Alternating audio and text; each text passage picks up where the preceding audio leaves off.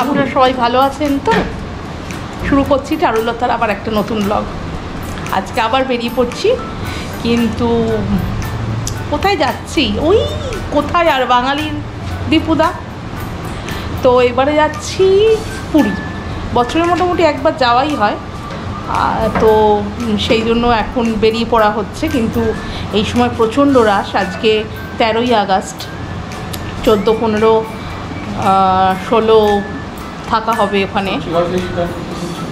তো চলুন ঘুরে আসি, জয় জগন্নাথ বলে। খুব একটা ঘোরাঘুরি এখন হয় না যদিও পুরীতে, কেননা পুরী দীর্ঘদিন প্রতি বছরই যাওয়া হয় বলে ওই পুরীতে গিয়েই মানে হোটেলে বসে থাকা হয়।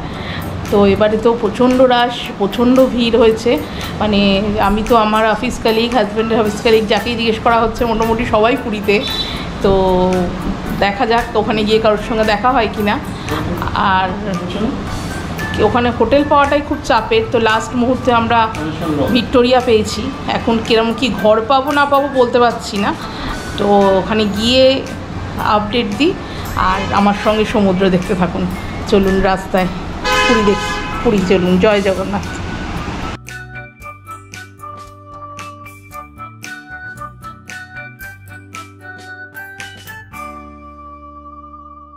কোলাঘাটের কাছে আমরা একটু হল্ট করেছি। এখানে এই ছোটোখাটো যে রেস্টুরেন্টগুলো আছে ওখানে একটু চা খাওয়া হবে, একটু ফ্রেশ হয়ে যদি টয়লেট যাওয়া হয় সেটাও, সেই জন্য তারপরে আবার বেরিয়ে পড়ব। তো মোটামুটি এখন কোলাঘাট পৌঁছে গেছি।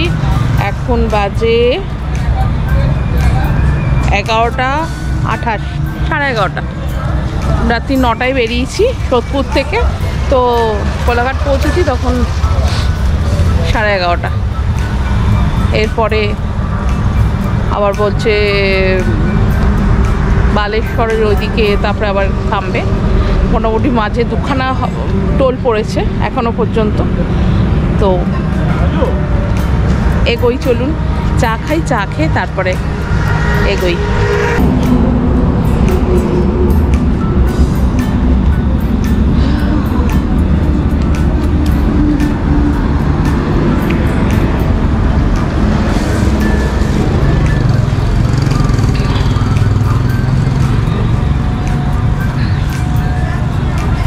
রাত্রি 11:30 সময় চা খাচ্ছি।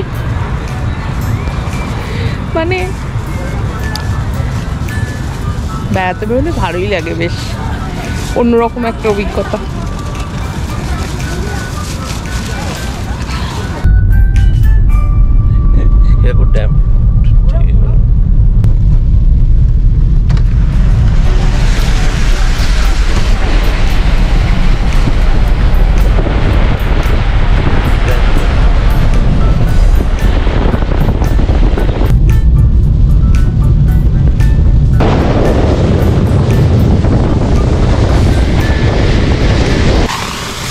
সকাল সকাল গুড মর্নিং সবাইকে।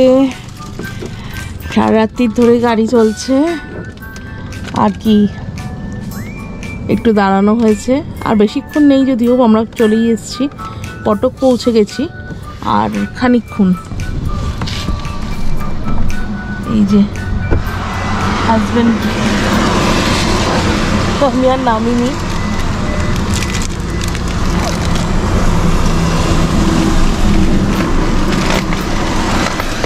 বাইরে ভালোই বৃষ্টি হচ্ছে, তো এই জন্য গাড়িতেই বসে আছি। ঝিরঝির করে বৃষ্টি হয়ে চলেছে। আর বেশিক্ষণ নেই, মোটামুটি আর ঘন্টাখানেক 1 ঘন্টার মধ্যে পৌঁছে যাবো। সারা রাত্রি প্রায় ঘুম হয়নি। রাস্তার অবস্থা খুব খারাপ, প্রায় বেহালই বলতে পারেন আর কি। আমাদের ওয়েস্ট বেঙ্গলের দিকটা তুলনামূলক তাও ভালো আছে। এদিকে কটকের এদিকটা, কটক না ওই কী বলে বালেশ্বরের পর থেকে ওইখান, তার আগে থেকেই রাস্তা মানে খুবই খারাপ অবস্থা। মানে গর্ত হয়ে গেছে, জল দাঁড়িয়েছে, গাড়ি পুরো ঢুকে যাচ্ছে।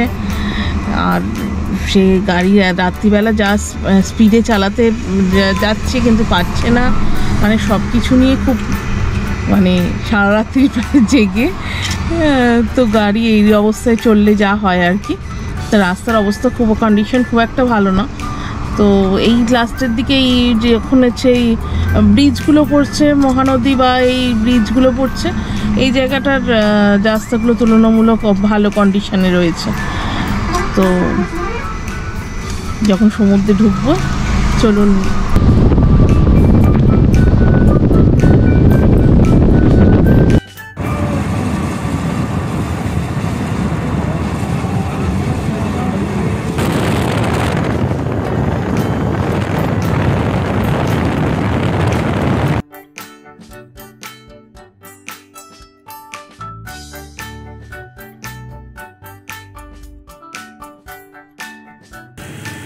পৌঁছে গেছি একদম, মানে একবারেই কাছাকাছি, আর জাস্ট 5 মিনিট। এই পুরীর এই শেষ বাঁকগুলোই খুব সাংঘাতিক, মানে প্রচণ্ড ভালো লাগে, মনে হয় এই তো এসে গেছে। আর এই দূরে সমুদ্র দেখা যাচ্ছে। এই বাঁকটা তো আমার ভীষণ, মানে যবে থেকে পুরী এসেছি তবে থেকে প্রচণ্ড আনন্দের, মানে সে ট্রেনে করে আসলে, রিক্সা থেকেও প্রচণ্ড ভালো লাগে বা অটো থেকেও, মানে এই বাঁকটা নিজেই যে সমুদ্রটা দেখা যায়, অদ্ভুত এক অনুভূতি। সে মানে সে নিজে ছাড়া সে কাউকে প্রকাশ করা যায় না। তো একদম পৌঁছে গেছি, আর ভিক্টোরিয়া তো একদম এই কাছেই। তো আমরা এই এবার সমুদ্র মানে প্রচণ্ড আনন্দ হচ্ছে। তো এই যে ভিক্টোরিয়া এসে গেছি, পৌঁছে গেছি। আর এবার রুম নিয়ে ফ্রেশ ট্রেশ হওয়ার পালা। আর 3 দিন ধরে এখন মোটামুটি জয় জগন্নাথ। তো পুরীতে এখন বড্ড হাঁটতে হয়, মানে পুরী মন্দিরের সামনেটা এখন অনেকটা এলাকা নিয়ে নিয়েছে বলে, কিন্তু তাও পুরী হচ্ছে একটা অন্য অনুভূতি। মানে বাঙালিদের কাছে পুরী আর দীঘা আর দার্জিলিং সত্যি একটা অন্য অনুভূতি। পুরীতে রথ দেখা, কলা বেচা দুটোই হয়, তাই খুব আনন্দ, মানে ভীষণ আনন্দের। পৌঁছে গেছি ভিক্টোরিয়াতে। এই যে রুম চেকিং করুন, আমি সমুদ্র দেখতে ব্যস্ত। গাড়িটার কি অবস্থা হয়েছে, সারা রাত মোটামুটি বৃষ্টি পেয়েছি। আর এই তো চলুন ঘর দেখি, তারপরে সমুদ্র।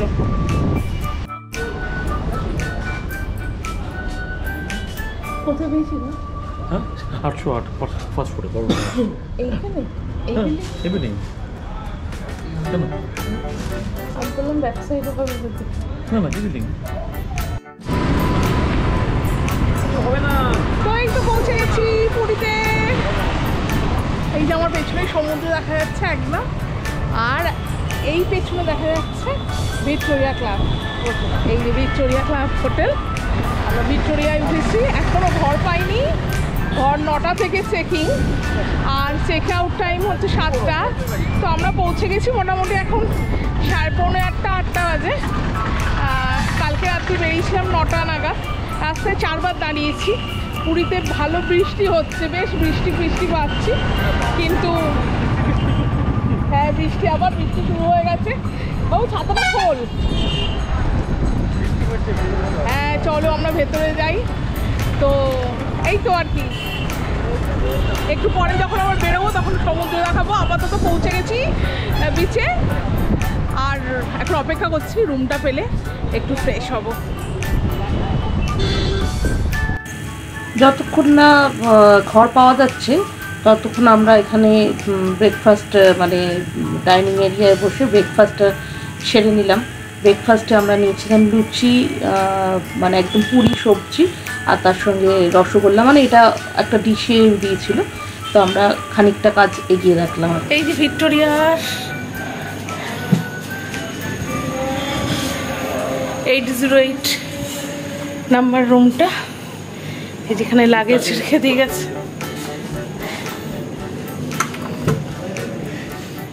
এই হচ্ছে টয়লেট।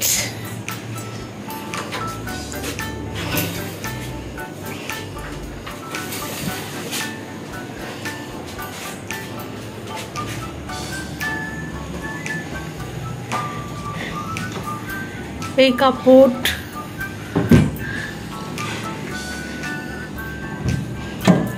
নিচে একটা ফ্রিজ আছে।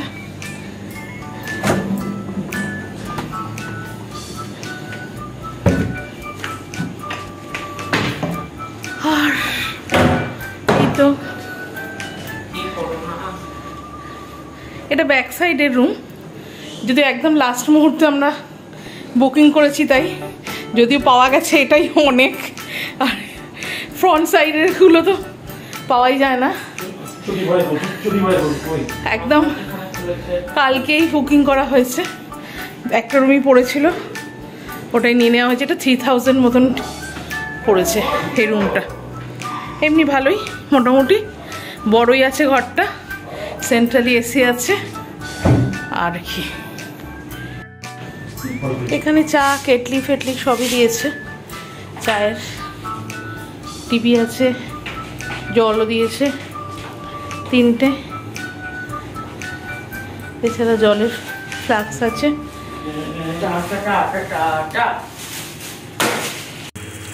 ঘরে কি ফ্রেশ ট্রেশ হয়ে আর কোথাও বেরোনো হয়নি। তারপরে খানিকক্ষণ পরে মানে দুপুরবেলার দিকে আমরা তাড়াতাড়ি লাঞ্চটাও করে নিয়েছিলাম। তো আমরা ওই হোটেলেই লাঞ্চের জন্য চলে এসেছি, ভিক্টোরিয়াতেই লাঞ্চ করেছিলাম।